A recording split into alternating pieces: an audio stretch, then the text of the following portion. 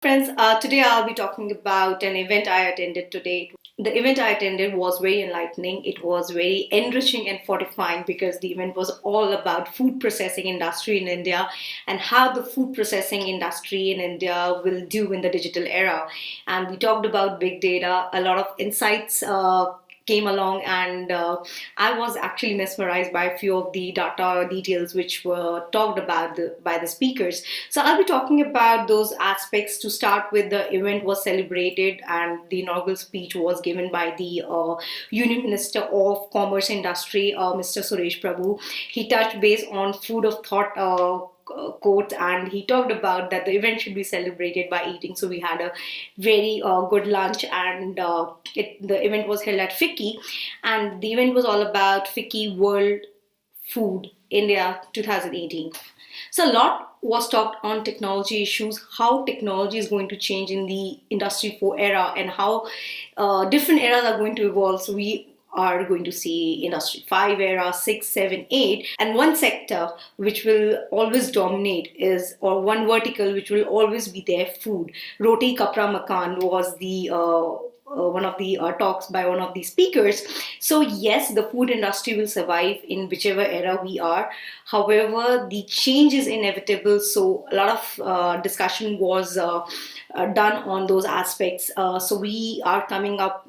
India is coming up with a new industrial policy, which is third of its kind in India, to identify sector growth in the current era. So the changes would be there, and there are redundancies. Some technologies are redundant and new technology will take over in the food processing sector.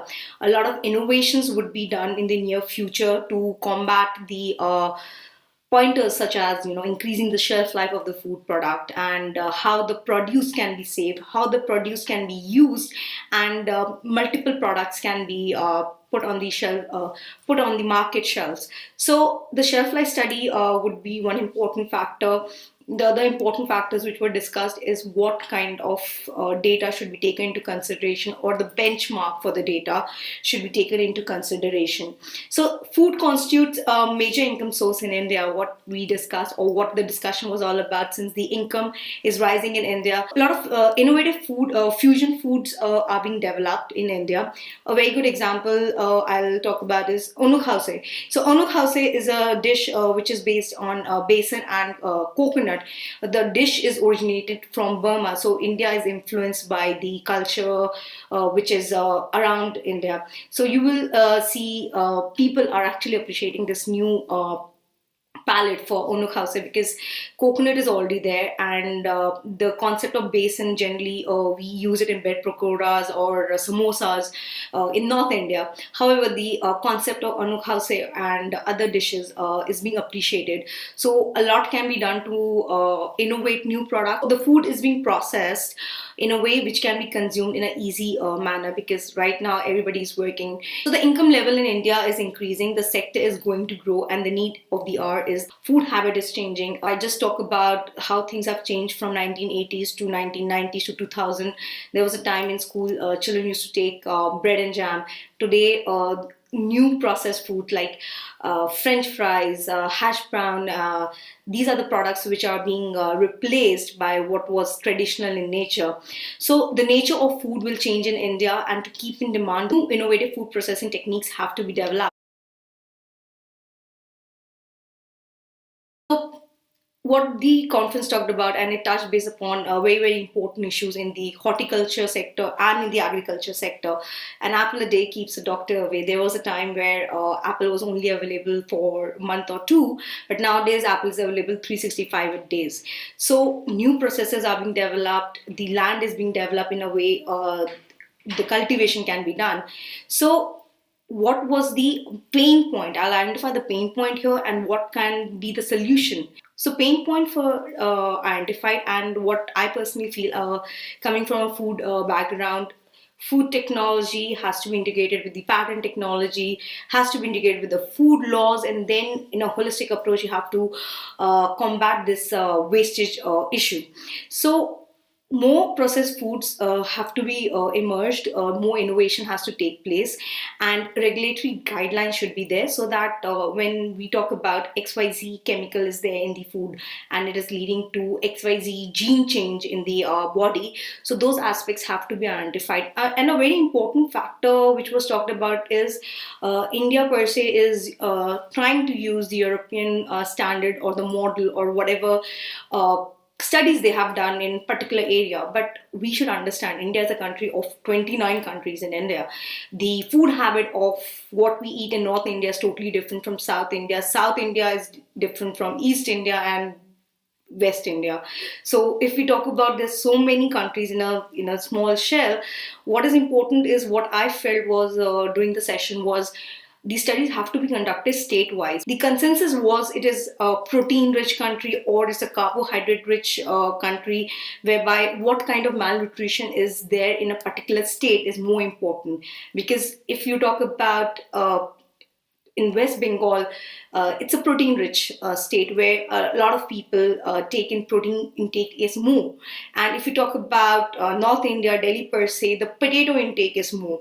So it is a carbohydrate-based diet. So we need to understand the diet of different people in different states, and then do the studies and analyze what is best for them.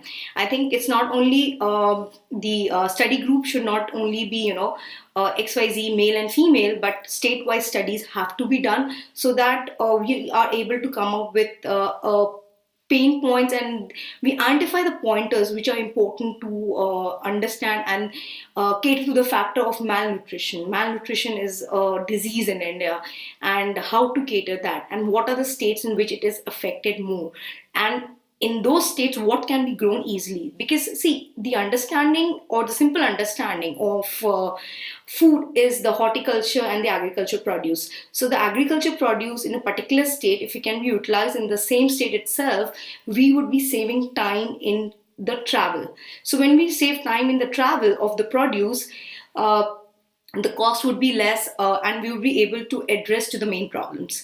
So I think this is one suggestion I have, that what needs to be done is to analyze everything at a state level, and then imply and then implement methods, so that what can be grown in that particular soil. I'm sure the technologies which we have in the current era would be able to do it in the shortest possible amount of time. So we have a lot of opportunity in the manufacturing industry. There's a positive impact and there's a downstream activity. Now, what is the export which can be seen in the near future is, there's a $1 trillion economy waiting for us, where the export can be done from India. There is a market, and the agri export strategy which was discussed was very interesting, and it was an eye opener for me also, being a food technologist. Food, obviously, being a foodie is everybody in India is a foodie, and how the agri export strategy would be implemented, that will be very interesting to see. Because anyhow, the value addition factor would be there, and when there is value addition, it creates job, it will create more opportunities.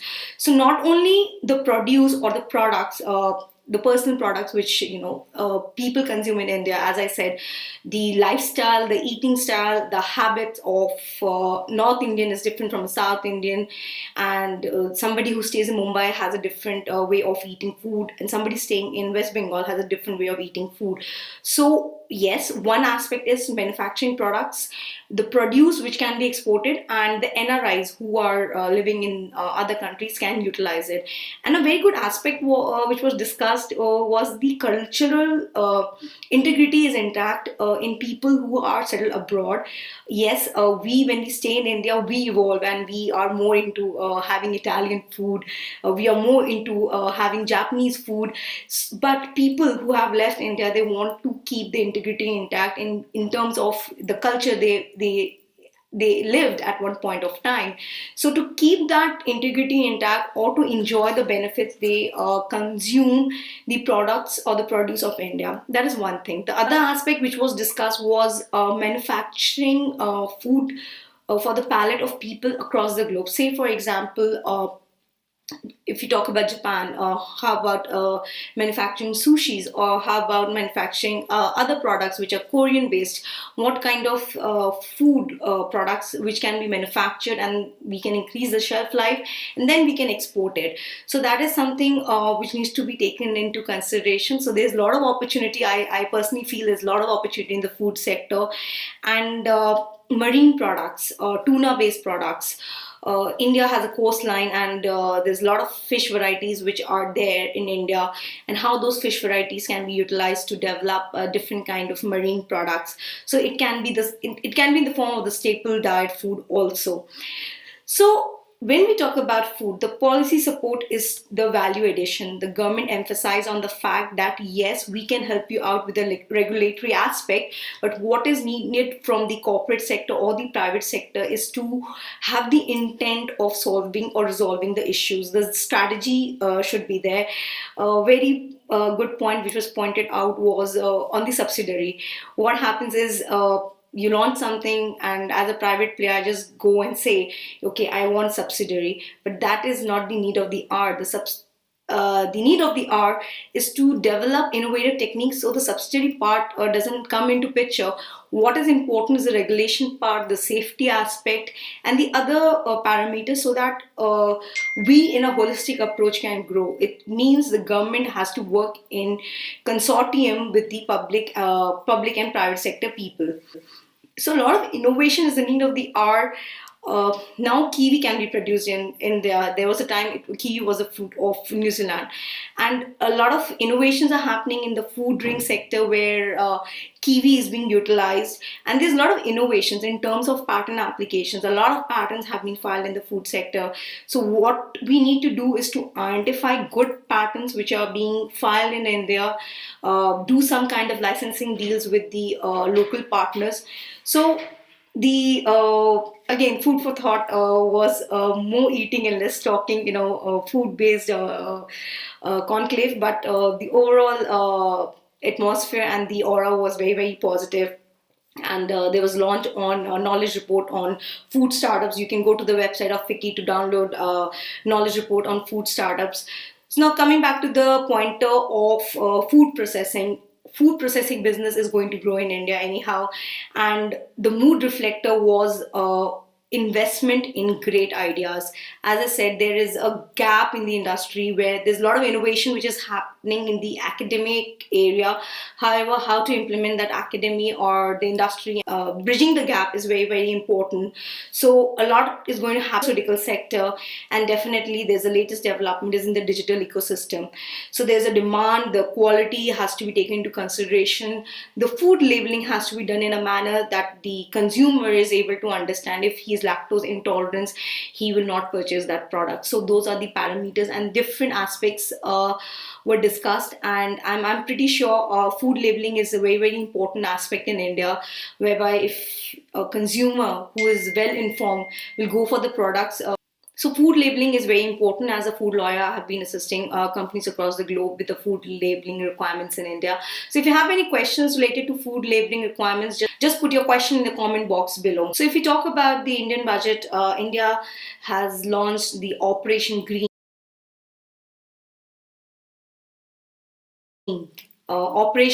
budget. So what is Operation Green all about? Whereby the Operation Green is all about catering to three main produce. One is potatoes, second is tomatoes, and third is onions. So 500 crores would be allocated to this fund. What I personally feel is when you talk about food processing, as I said in my video earlier, are coming up with French fries, we are coming with hash browns, a lot of other innovative food produce can be, or food processing techniques can be employed to deliver food products using potatoes. And second category is definitely the tomatoes and the onions can be used to develop different recipes for sauces. So sauces would be the main ingredient in a lot of stuff. So I think it's a good move by the government, and the way I see, a lot of innovation will happen in the sector. A lot of patents have already been filed in India, and if you have any particular kind of requirement, just send us your query and what kind of innovation are you looking at. We will help you identify the right partner or the right patent application, which will not only help you take the market as a first mover advantage. Obviously, first mover advantage is the need of the hour. However, you can go for the licensing deals in the subsequent years. Dignitaries talked about a lot of stuff. Something which touched my heart was from Kellogg's.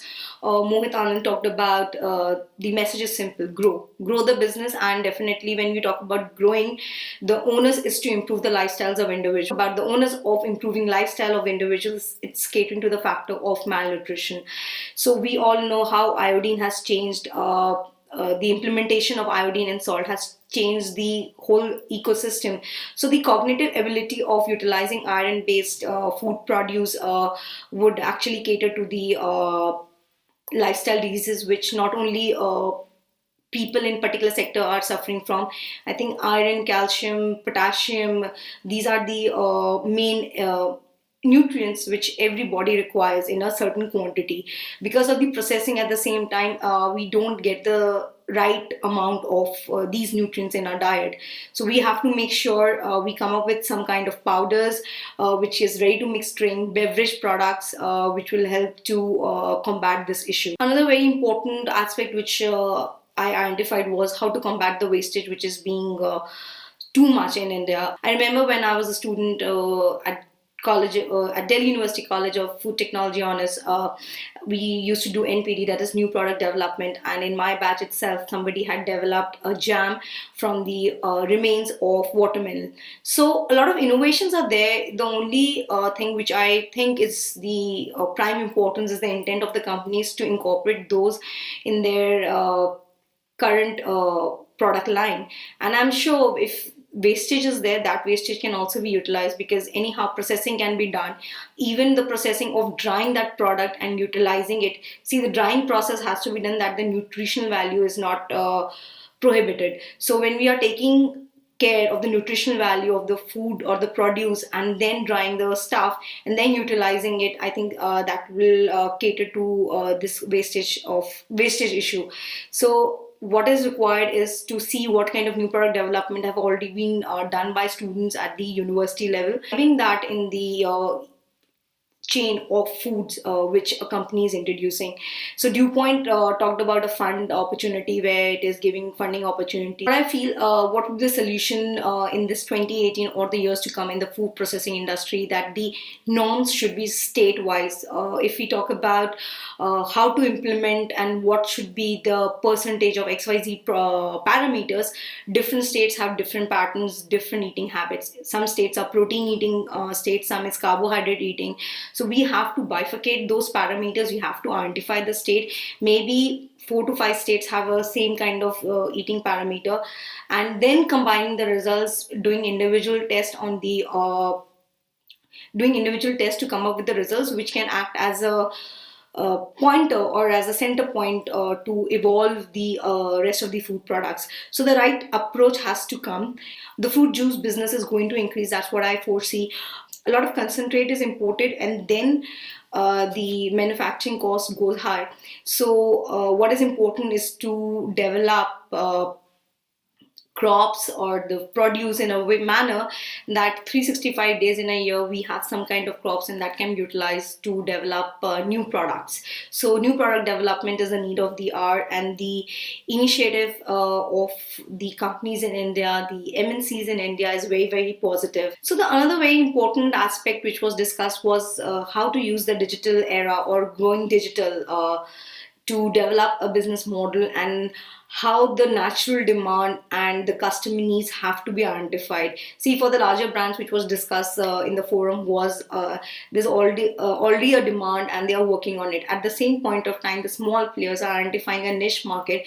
So the larger brands have to keep in view, have to keep a watch on what people are liking, and then implement that in their chain or the food chain, so that they come up with new innovative products. So you have to take an extra effort to make that first mover advantage.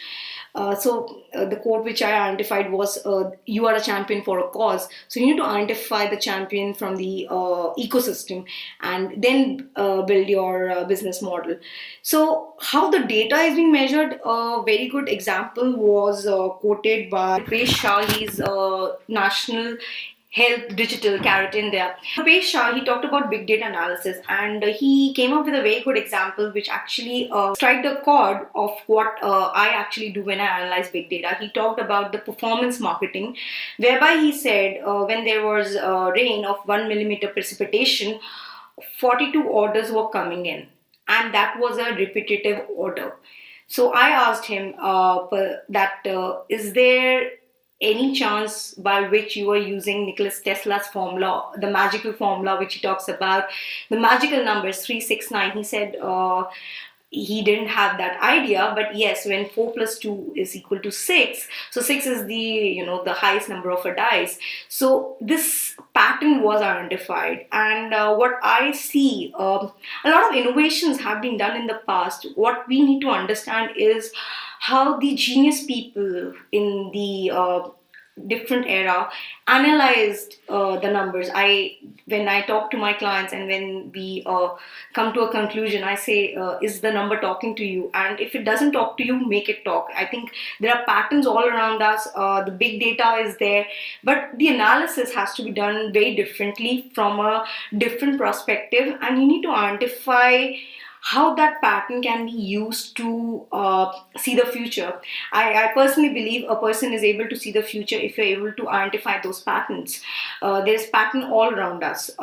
So this is something very interesting, and it was an affirmation for me that yes, big data analytics can be done in very, very different manner. And I personally asked him whether he had any other kind of example. So if you have any example of big data analysis which you would like to discuss with me, because I analyze data in a very different fashion. What I feel is after working in intellectual property rights for the last 12 years, I have worked on more than 1,000 technologies. So the mind starts working in a different direction altogether when you see the data, because the analysis of a data scientist is so totally different from a person who is actually working on patent applications, because we as patent attorneys also evolve with time, because that's the need of the hour. I'm a person who will never use a paid patent database to do the searches. I still now use different parameters, and it is case to case basis, because the scope of work is totally different. So that's how I do my patent searches, and my results, it's a knockout search. That's what I do. The intent of whenever I'm working on a patent litigation, the intent is to knock it out, and I'm very, very happy with my results. And if you want to see what kind of work I do, you can just review my LinkedIn recommendations. You will understand the kind of work I've been doing with patent attorneys across the globe. And if you have any questions related to how to identify the pain points in your business, I also help in the strategizing part of business by analyzing data. See, the data analysis, there is no rule of law which talks about how to analyze data. It's more of hit and trial method.